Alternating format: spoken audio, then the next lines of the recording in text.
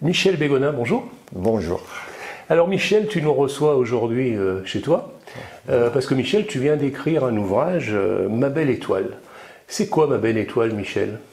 Ma belle étoile, c'est il y a à peu près 4 ans et demi, j'ai réfléchi qu'il fallait que je laisse des traces, une trace à mes enfants, à ma famille, par rapport à tout ce que j'ai fait depuis tous mes souvenirs d'enfance et la suite, jusqu'à aujourd'hui, on va dire. Et donc, à 59 ans, j'ai dit qu'il faut laisser cette trace, et j'ai commencé à écrire. Et je me suis rendu compte que toute ma vie, j'ai eu une certaine chance. Et la chance, je pense qu'elle est due à cette petite étoile qui brille là-haut dans le ciel. Et voilà, qui m'apporte que du bonheur. Donc voilà, c'est le titre de mon livre. Alors on va faire un petit retour dans le temps, Michel. Michel Bégonin, c'est un petit garçon qui, tout jeune, aime le sport. Tout jeune, on va dire à l'âge de 14 ans. Parce que j'habitais à Saint-Thomas-la-Garde. Mon père était ouvrier, ma maman ne travaillait pas. J'ai eu 2 frères et 2 sœurs, de famille nombreuse, ma maman ne travaillait pas. Jusqu'à 14 ans, on était dans notre petit village. On ne connaissait pas grand-chose par rapport à la ville. Après, je suis rentré en 6e. Et ensuite, j'ai commencé le foot à Moins, à l'âge de 14 ans. Et là a commencé le virus, on peut dire, du sport. Et à partir de ce jour, j'ai vraiment adoré et aimé le sport.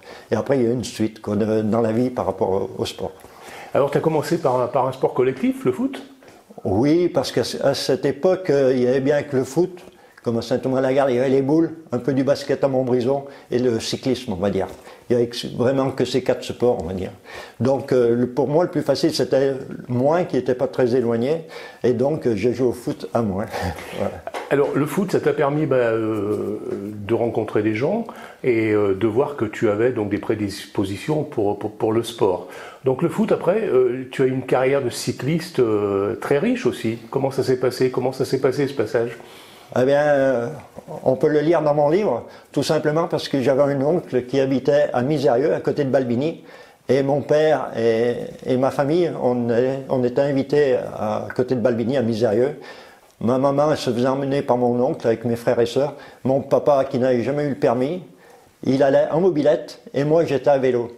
Et un soir, au retour de ce repas familial, on revenait de Nervieux, de Balbigny, il y a une bonne trentaine de kilomètres, et là j'avais 16 ans à peu près, et il me semblait que j'allais très vite à vélo.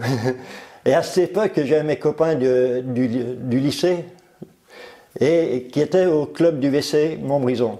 J'en connaissais plusieurs, et dans ma petite tête, je me suis dit, certainement que tu pourrais les suivre sur une petite épreuve, quoi. Et inévitablement, 1 an après, j'ai commencé à acheter un vélo, et j'ai pris une première licence. Bon, tu as commencé le vélo comme ça, donc là, à 17 ans. Tu as commencé donc le vélo au Vélo Club Montbrisonnais? Vélo Club Montbrison, hein, le petit club. Qu'est-ce que tu as eu comme parcours? Donc je disais tout à l'heure un parcours riche. Et tu as eu des moments vraiment très forts. Quel est ton souvenir le plus fort au niveau cycliste? En vélo? Oui. En cyclisme, donc j'ai eu une seule victoire à Châtel-Montagne, dans l'Allier, donc c'est un immense bonheur en disant de franchir la ligne le premier. Et puis une belle épreuve aussi, j'ai couru avec Bernard Hinault sur un cyclocross, voilà, à Brouilly, voilà. Donc c'est deux grands souvenirs, voilà, j'en parle dans le livre. Le vélo, ensuite, course à pied? Ou en parallèle? Disons que pendant 13 ans, de 17 ans à 30 ans, j'ai fait du vélo, on va dire, des compétitions, presque sans interruption. Et puis après, avec mon épouse, on a acheté une maison, on a construit, on a eu des enfants, 2 garçons. Et là, pour se relâcher un peu et puis pour vraiment améliorer notre maison, on a interrompu le sport pendant 3-4 ans. Et là, après, des petits copains du club du SAM passaient devant la maison. On y est allé avec mon épouse et de là est parti en 1989 les 30 années qui ont suivi dans la course à pied. Alors tu parles de ton épouse Brigitte. En fait, Brigitte était sportive aussi. Elle est toujours sportive. On vous voit régulièrement courir autour de l'étang de Savigneux. C'est le sport qui vous a fait vous rencontrer? Eh bien, si on peut dire, on a eu exactement le même parcours. Parce qu'elle n'a pas fait de foot, bien sûr, étant jeune, mais à partir de 14 ans, elle était au club du Guidon d'Or de Savigneux. Et moi, à une époque du WC Montbrison, je suis allé au Guidon d'Or et c'est là que je l'ai connue. Voilà, donc elle a fait plus de 10 ans de cyclisme. Elle a couru avec Jenny Longo et tout, donc elle a fait participer à des belles épreuves. Elle a gagné une course à Saint-Romain-le-Puy. Et après, interruption comme moi, après, et on a recommencé la course à pied ensemble. Et elle dure encore puisqu'elle est licenciée. Et moi, j'ai arrêté d'être licencié, mais elle dure encore, donc c'est exceptionnel. Parallèlement à ça, tu as eu bien évidemment une vie familiale, tu nous disais avec plusieurs enfants. Tes enfants t'ont suivi, vous ont suivi tous les deux dans le sport? Oui, on peut dire qu'ils ont été vaccinés. Parce que voilà, ils sont allés au collège en section athlétisme tous les deux. Donc ça a été un bon début dans l'effort, on va dire, avec des très bons professeurs au collège à Montbrison. Et ils ont fait des compétitions très jeunes. Ensuite, pour le second, Cédric, à 14 ans, lui, il a fait du cyclisme au vélo vert de Savigneux. Il a fait un joli petit palmarès. Et puis maintenant, tous les deux, ils continuent, chacun de leur côté, à faire du sport, du triathlon, de la course à pied et tout. Mais ils continuent encore et ils nous suivent vraiment de très très près. Course à pied, donc tu as opté rapidement pour Alors moi je ne connais pas en fait toutes les disciplines, mais c'était pas le sprint toi, c'était plutôt les 50 voire 100 km.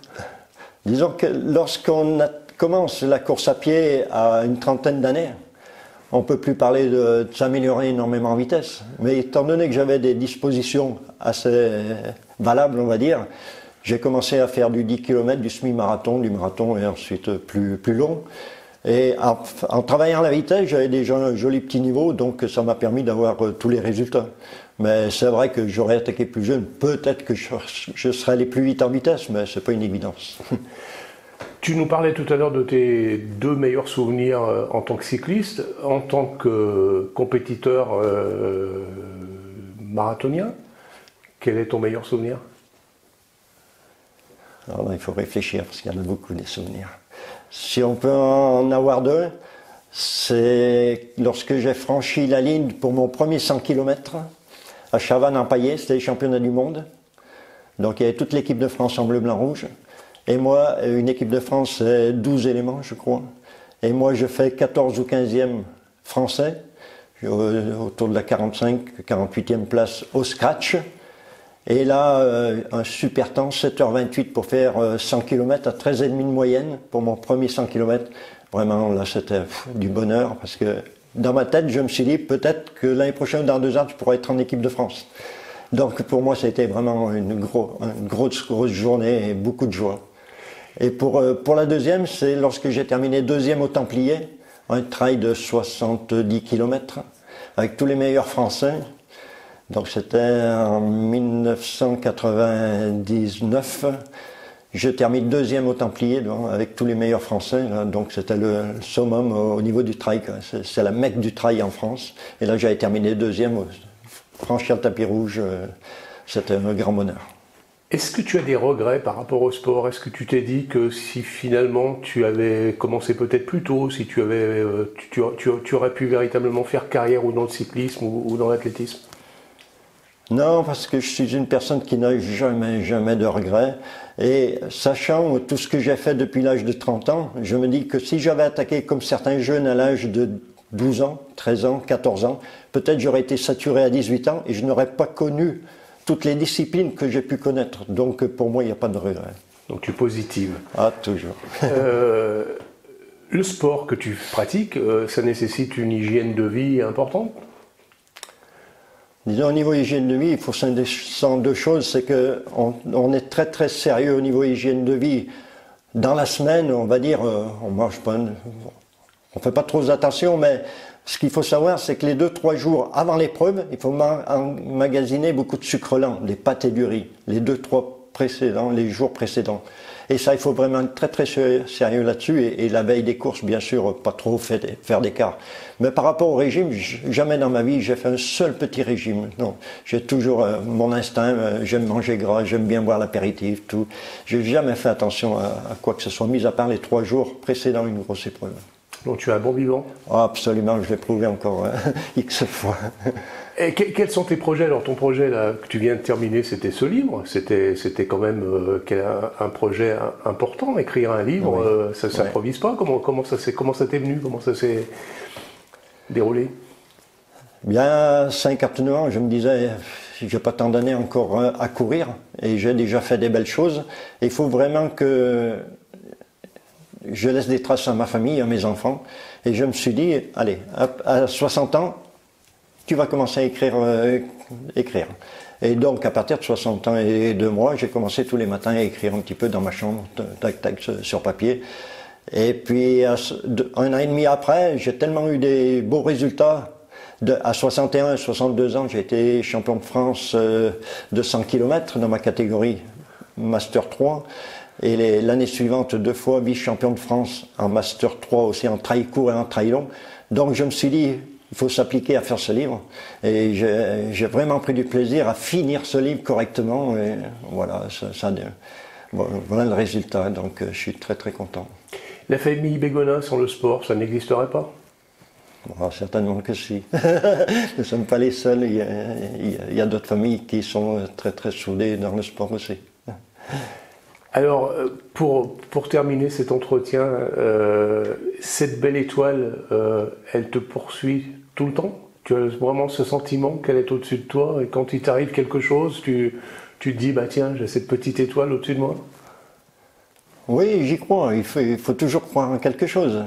Et souvent, j'ai eu des petits pépins, mais ça n'a jamais été grave. Hein. Quelquefois, on en parle dans le livre, j'ai eu des gros soucis de blessures. Et en me soignant correctement, intelligemment, quelques semaines, quelques mois après, je refaisais des grandes épreuves. Alors je me dis, j'ai un corps qui est assez performant et cette petite étoile, elle l'aide peut-être à ça. Hein. Donc voilà. Écoute, merci pour ce témoignage positif, cette leçon de vie. Et puis je crois que finalement, si on sait bien la chercher, on l'a tous, cette petite étoile, il suffit de la trouver, non? Oui, je pense. Ouais. Il faut beaucoup y réfléchir, mais certainement que tous on a une petite étoile derrière. Merci Michel. Merci.